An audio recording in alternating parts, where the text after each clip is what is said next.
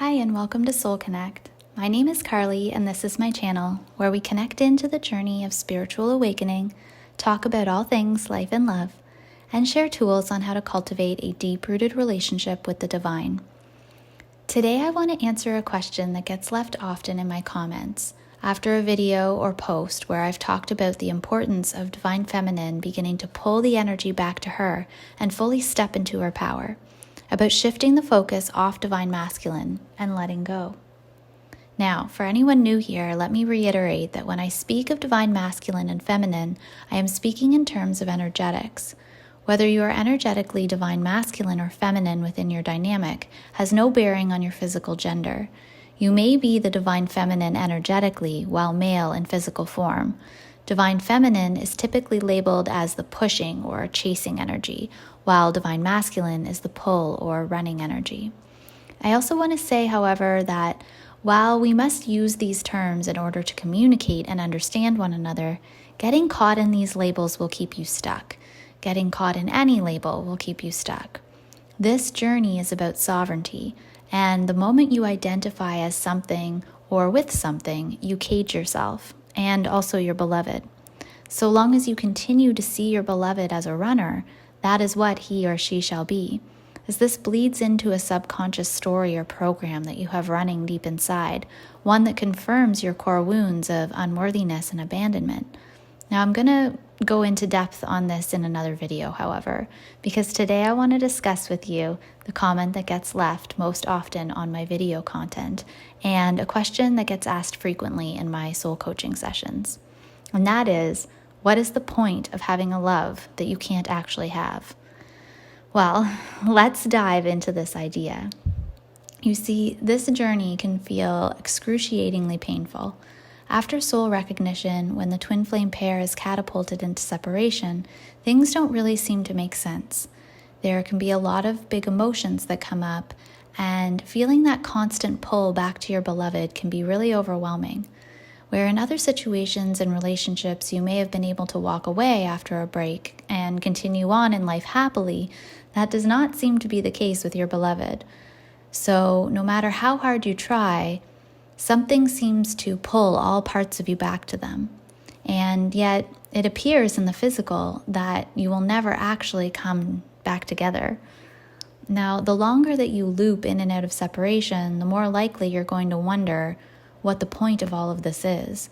And some twins can stay stuck here looping for years and decades, because the harder that you try to understand and the more you seek to know, the longer that you'll sit in the vibration of longing and lack. And this journey is all about energy. It isn't about doing or fixing in the physical realm. It really isn't about the physical realm at all. So when you're thinking of having your beloved in the physical realm, that is keeping you stuck. It's about shifting your energy back to the vibration of soul.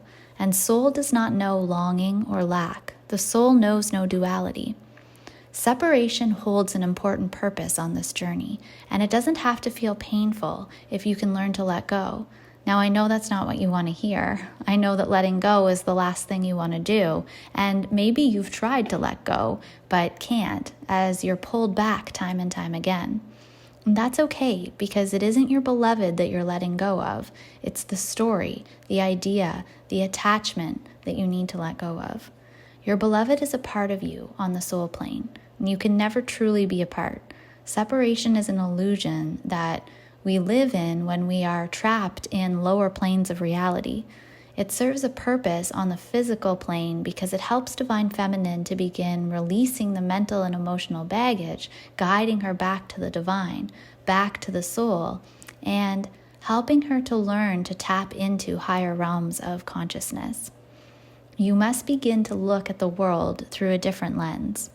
You see, everything is energy, and union isn't a physical coming together of Divine Masculine and Feminine, although this will of course happen once met on the spiritual planes. The physical is always a representation of what is happening in higher realms. All energy vibrates at a certain frequency, and our physical world is the lowest and densest vibration. Our thoughts and emotions carry vibration as well. Feelings of lack and fear are low in frequency, while joy and love are higher on the spectrum. The more that you sit in low vibration thoughts and feelings, the longer you will stay stuck in lower dense energy. And this is not where the soul resides. Now, that does not mean that you will never again have feelings of sadness or fear. It simply means when these emotions arise, you're able to detach from them, allowing them to flow through your body instead of becoming attached to them and making them a part of your story. I'm going to do another video this week about these different frequencies and how you can begin to tap into the ones that are going to lead you back to your original soul blueprint. The blueprint or frequency that you share with your beloved, the vibration that you share with your beloved, and the vibration that magnetizes all that belongs to you in. So stay tuned for that. But really, to answer this question of why do I have a love that I cannot actually have? Well, it is so that you begin to see that no one can have love in the sense that it belongs to you. You cannot possess love. And so the possession of another or the want and need to lock your beloved in is not actually love. And that is what this journey is about. It's the journey back to divine love. The love that you feel for your beloved comes from within you. When you begin to tap into this divine love and lead a soul-led life, you no longer feel the need to hold on to the external things that once brought you that feeling. And this includes your beloved.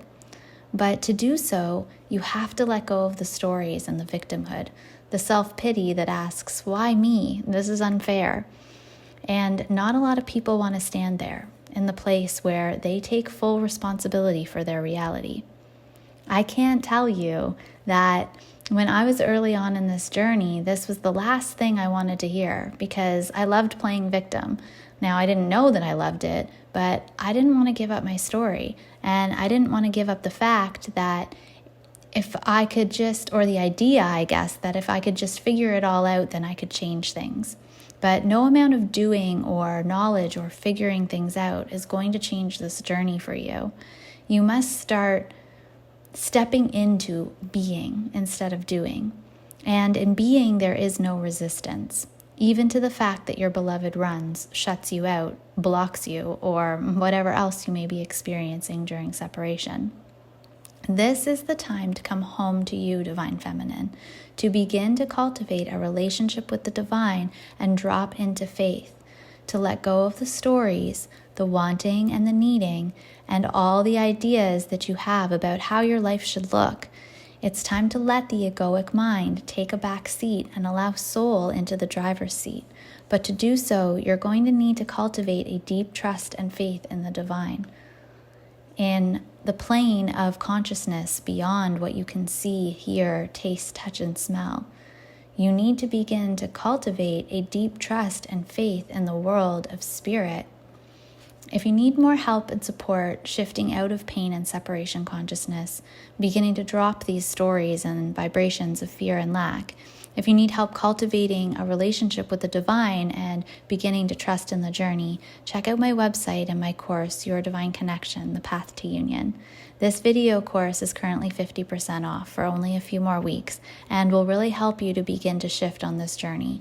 It also comes with a free one-on-one soul coaching session with me so that you can ask questions and we can connect regarding anything else you may be specifically holding or wondering about in regards to your personal journey. So check that out and know that this journey is about divine love, not the love that we typically think of. Until next time, much love, friends.